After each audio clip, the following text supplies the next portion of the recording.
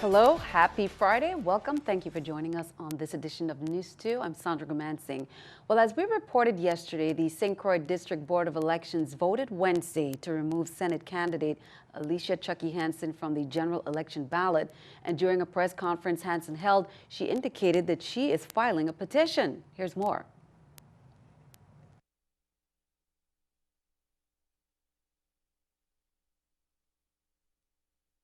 Former Senator Alicia Hansen was removed from the general election ballot as a Senate candidate, a vote by the St. Croix Board of Elections citing inconsistencies in the use of her legal name. And under Title 18, Section 492, Name of Candidate, it says, annotation, a candidate is not allowed to put both his name and a nickname on the election ballot, though one who has always been known by a nickname may use it instead of his given name.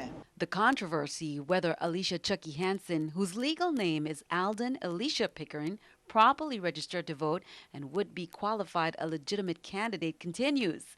Hansen says she is filing a petition against board member Adelbert Bryan. I move the Board of Elections to order the recusal of Adelbert Bryan from taking part in any proceedings concerning Alicia Chucky Hansen based on long-standing animosity and bias against her. Adelbert Bryan has developed a long-standing bias against Senator Hansen as a result of her repeatedly pointing out to the public his history of illegal acts and receiving special treatment to escape prosecution. However, the major source of his bias is his knowledge that Senator Hansen is in possession of FBI reports that establish that Bryan, a former police officer, shot and killed his son with an illegal weapon stolen from the police department. I want to make sure everybody here where he went, all he's trying to do. He claimed that yesterday we are off the ballot. We'll see about that. Okay? We'll see about that. Now, Hansen was a no-party candidate running for a St. Croix Senate seat. She filed a request in VI Superior Court for a name change from her legal name on July 12th, and that request is pending.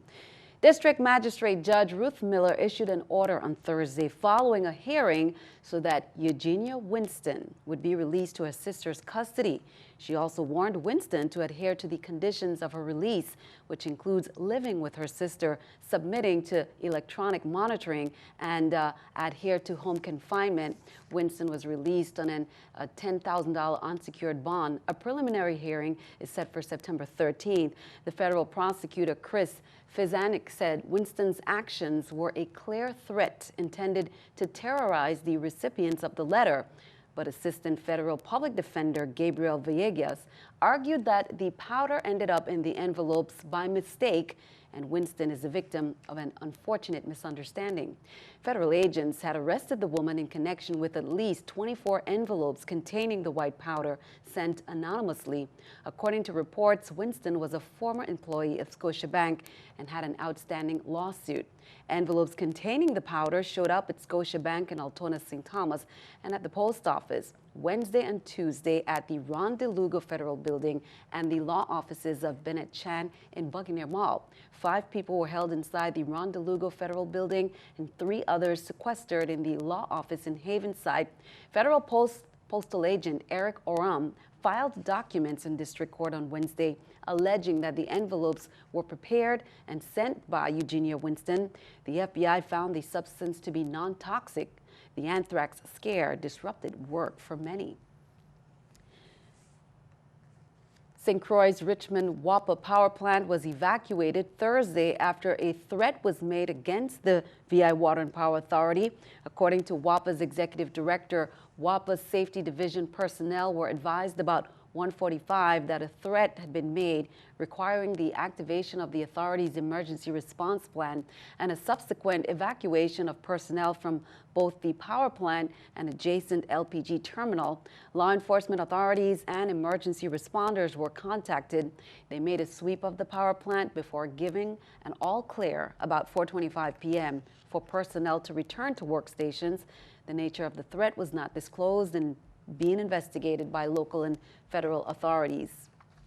Estanasio de Jesus, 47, of the Dominican Republic, pleaded guilty Thursday in district court on St. Thomas to possession of cocaine with intent to distribute. Sentencing is scheduled for January 5th, 2017. According to the plea agreement filed with the court on May 7th, 2016, agents from the U.S. Drug Enforcement Administration arrested De Jesus and Tomas Lirano Castillo after Lirano Castillo traveled by boat from Tortola to Hull Bay, St. Thomas with 6 kilograms of cocaine. De Jesus admitted that he knew Liriano Castillo went to Tortola to bring back cocaine to sell in St. Thomas. De Jesus faces a minimum sentence of not less than 5 years and a maximum sentence of 40 years in prison. He also faces a $5 million fine.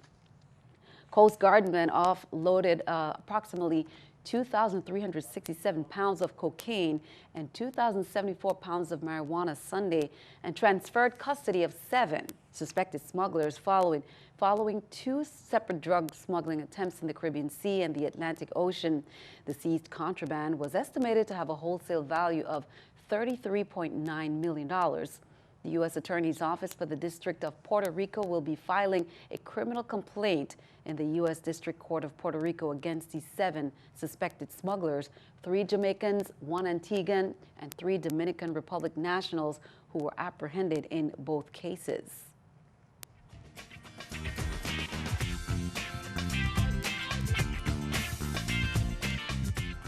Back to school news. Tuesday, it's back to school. And as we reported on last Tuesday, the Committee on Education and Workforce Development, they began their 2016 tour and assessments of public schools on the island of St. Thomas and St. Croix. Tours were held Thursday and Friday at public schools on St. Croix. What we found yesterday and the day before yesterday on St. Thomas was pretty much consistency existed, where a number of the schools, they're very clean, particularly upon entrance. The landscaping is in place. I think there was only really one school that was heavily disappointed. But it's promised that by next week, early next week, by Tuesday, when the children get back into the classrooms, that particular school will be taken care of. The Department of Education, I've got to give them credit, particularly on the island of St. Thomas. Mr. McCarthy, Mr. Weeks, and their staff, their supporting staff, they have done an awesome job. The custodian workers seemingly have been a little bit laxed. I do know that they do have the challenge of the schools being used throughout the summer. But nonetheless, I do believe that they could have done a better job with maintaining the bathrooms. In St. Thomas, at least, you know, the principals that we spoke to, they indicated that they didn't have too much of a challenge with missing teachers. We were a little bit surprised at that, because at the last count that I think it was up to last week that I got, that we recognized that there was 113 vacancies. For some reason, they were able to fill that gap. Now, the governor has declared the first day of school to be the day of the VI Fathers March and has also declared the Saturday and Sunday before the first day of school to be the back-to-school days of prayer. VI Mothers Against Guns, Inc. and Jason Carroll Memorial Fund, Inc., they organized that annual event. Here's more. We asking every father or grandfather, or if you're an uncle that's important in the life of your nephew or niece, take them to school. Let the fathers take the lead. We all know the violence that is taking part in our community. And Mothers Against Guns and VI's Father's March and the churches, we are also saying that we have to arise, because if we keep silent, it's going to continue. And we do have an impact. Sí, el propósito de esta marcha es de oración y de exhortar a los padres que se envuelvan en esta marcha también, en la fecha ya que el apóstol ha dicho, para envolvernos en esta comunidad en una forma que impacte a la comunidad y que podamos orar y buscar la presencia de Dios y de esta forma pues impactar a la audiencia y las personas que van a estar envueltas. Great message there. Now turning our attention to Florida, now a tropical storm. Hermine hit Florida's Gulf Coast early this morning as a Category 1 hurricane and is now heading towards Georgia and the Carolinas. Dan Gallagher is in Florida with the latest. The first hurricane to hit Florida in 11 years. Hermine made landfall near St. Mark's, Florida overnight, pounding Florida's Gulf Coast with heavy rains and high winds. Quite candidly, this is one of the worst that we've seen in the city in a long time. Now, on the hard-hit island of Cedar Key, officials say a storm surge there has devastated the community. The majority of the businesses down there, they don't have a front anymore.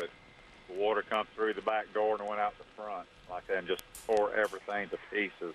Officials across the impacted area telling people today, stay indoors and off the roads. Don't drive into flooded areas. Keep out of the water. Don't let your kids play in the water. There could be power lines in the water. There could be snakes. In this area, there could even be alligators. As Tropical Storm Hermine heads across Florida towards Georgia and the Carolinas, people are being encouraged to get ready.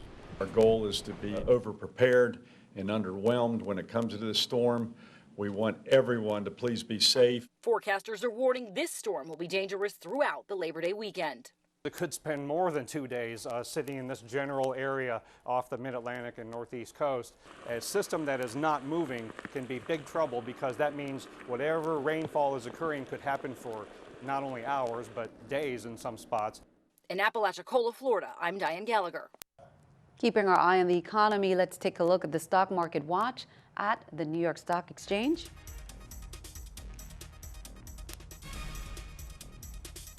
According to the numbers there, everything up. The Dow 72, NASDAQ 22, S&P 500 also up at 9. Coming up on News 2, Waste Management Authority's tip-in fees, the concerns. Plus, if you like barbecue ribs, then this is your weekend, your favorite holiday weekend, the 9th annual Mama Candy Dyer Rib Cook-Off. That's coming up.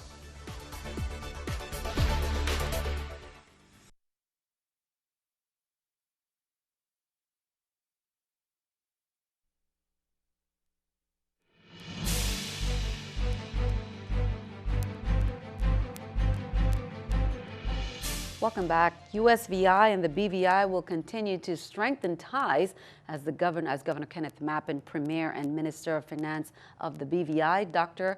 the Honorable Orlando Smith. They convened the 7th meeting of the Intervirgin Islands Council. Government officials met today in St. Thomas to report to the council and further discuss areas of shared interest. The IVIC is the formal side of the US-BVI relationship and brings together the governor of the USVI and the premier of the BVI as co-chairs of the council. Government officials and policymakers will explore with their counterparts different ways to enhance the relations between the USVI and the BVI. Innovative has made tremendous strides to ensure that the new network remains operational on a consistent basis. Yesterday, however, Innovative experienced an outage on St. Thomas that affected St. John customers. Hector San Roman, Chief Technology Officer, stated yesterday that Innovative received an alarm to notify them that they lost communication between St. Thomas and St. John. Innovative immediately dispatched engineers to troubleshoot, and they ascertained that the fiber cable that transports Innovative services from St. Thomas to St. John lost connectivity. Innovative and the Virgin Islands Water and Power Authority worked tirelessly to restore connectivity at 2:45 a.m. They apologize for any inconvenience and are designing a redundant route to avoid a similar outage in the future.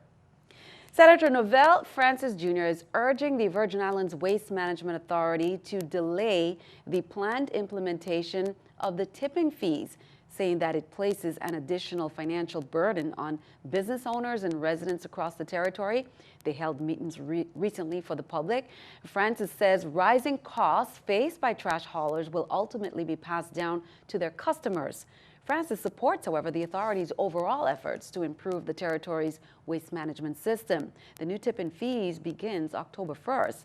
Senator Kenneth Gittens also is calling on the decision makers at the Virgin Islands Waste Management Authority and the Public Service Commission to reconsider their plans. Additionally, we must look into gradually introducing and scaling up the tipping fees over the course of several years, rather than what is considered an abrupt implementation.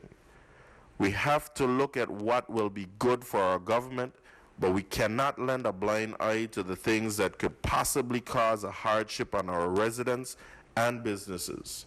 So I'm pleading with the PSC and the Waste Management Authority to reconsider what I consider the stop-drop implementation and consider a gradual implementation.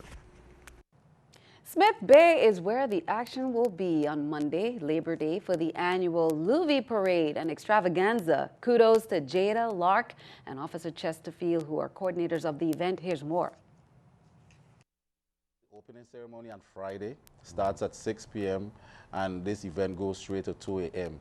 nightly, every day for the 4 days going into our Labor Day parade, which starts on Monday. Of course, safety is our #1 issue here. So the police department also going to be out there in full force enforcing the drinking and driving. We know that this time of the year, a lot of people get involved with drinking and stuff. So we want to discourage anyone who decide to drink, have a designated driver or call a taxi and have them escort or take you home. We want to bring the village back to our community again. Yes. Right. And if you have any bottles, we would leave the bottles at home, put all your alcohol beverages in a cup, especially down the parade route, if you can remember that. Many VI residents are in the Big Apple for Labor Day for the Caribbean Cultural Fest presented by the Virgin Islanders United, Inc. This free annual outdoor music concert takes place on Sunday, September 4th from 2 p.m. to 7 p.m. in the Jackie Robinson Park in Harlem, New York. The festival is an established event which attracts over 6,000 plus loyal fans annually, powered by USVI-based sponsors. Many entertainers involved, including Prince Galloway, King Derby, and King Generic, soca hitmakers Lorena Davis and TKO Band representing Antigua, Barbuda, and USVI's Nikki Brooks and Rudy Live, Spectrum Band as well. The show will be hosted by USVI co-founder and past president of VIU, Kevin Hughes, and Avril Francis. Well, if you're looking for some barbecue ribs, that's your favorite, then this is your favorite holiday weekend. The 9th annual Mama Candy Dyer Rib Cook-Off is this Sunday at Above the Cliff on St. Croix's North Shore. Registration is at 1 p.m. and the tasting begins at 2 p.m. It's sponsored by the Crew de Croix. The island's best rib makers fire up their grills with pork, beef, vegetarian, and even alligator. There's live music by Kurt Schlinder and even a celebrity pie throwing contest. For information, call 828-447-3986. And just before we head to the weather, News 2 will not be aired on Monday due to the Labor Day holiday, but we return on Tuesday. Stick around. News 2 AccuWeather forecast comes your way next.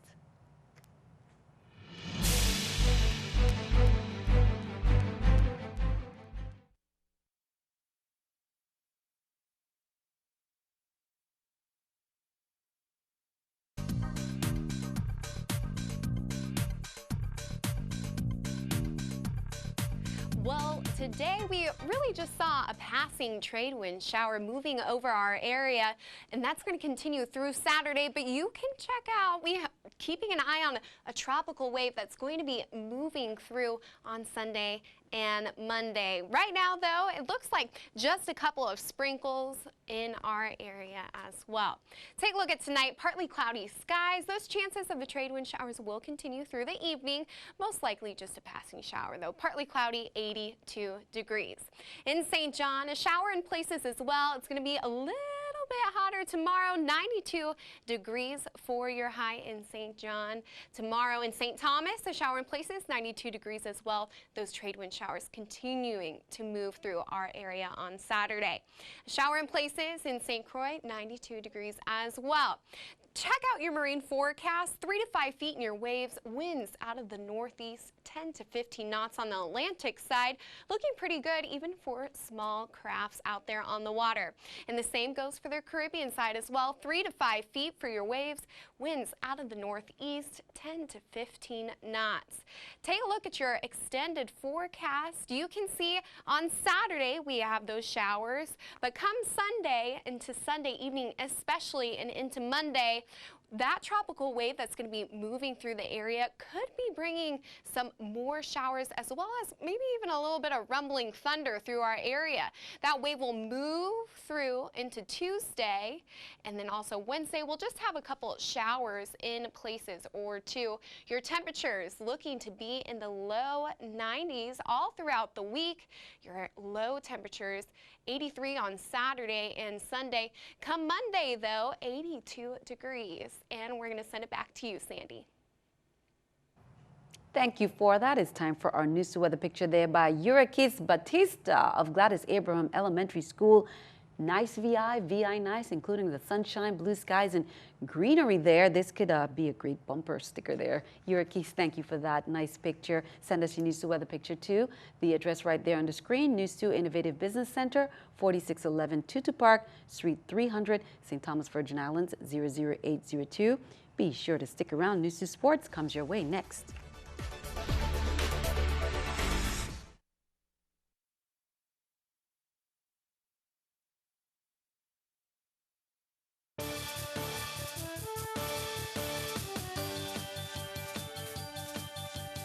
I'm Gary Anthony, and this is News 2 Sports. With the 2016 Summer Olympics still fresh in our memory banks, it's only fitting that the territory starts a new tradition. The first Territorial Youth Sports Festival on St. Croix began Thursday and continues through Saturday. Sponsored by the Department of Sports, Parks, and Recreation, over 123 girls and boys from the St. Thomas-St. John district were flown to St. Croix to join over 200 Crucian boys and girls to compete in 8 different sports: baseball, basketball, boxing, softball, tennis, swimming, volleyball, and track and field. Saturday's events will include the following: baseball at 11 a.m. at DC Canagator Ballpark, softball at 11 a.m. at the DC Canagator Softball Field, swimming at 10 a.m. at the Good Hope Country Day School Pool, tennis at 10 a.m. at the DC Canagator Tennis Courts, and volleyball at 3 p.m. at the Central High Gym, which will then be followed by basketball at 5 p.m. also at the Central High School Gym. Each island wins a medal for their sport in team and individual events. According to Department of Parks, Sports and Recreation Marine Sports Coordinator Crystal Hardy, the teams were put together by federations, associations, and coaches from both districts. And all of the participating athletes are between the ages of 13 and 15. Well, this weekend, it's the DSPR inaugural Territorial Sports Youth Festival. We have invited St. Thomas and St. John over this year, and we will be in St. Thomas next year. We have over 123 participants from St. Thomas and St. John, along with 250 participants from the St. Croix district. There is an award ceremony for the participants at Central High Gymnasium at 7 p.m. on Saturday evening. Everyone should come out, and the community should come out in full force to support these children. Admission is free to all the events, so please go out there and check out our kids. That's it for sports. Sandy, back to you. Thanks for that, Gary. And that is all for this edition of News 2. Don't forget, News 2 will not be aired on Monday due to the Labor Day holiday, but we return on Tuesday with all the latest in news, weather, and sports. I'm Sandra Guman saying have a wonderful holiday weekend.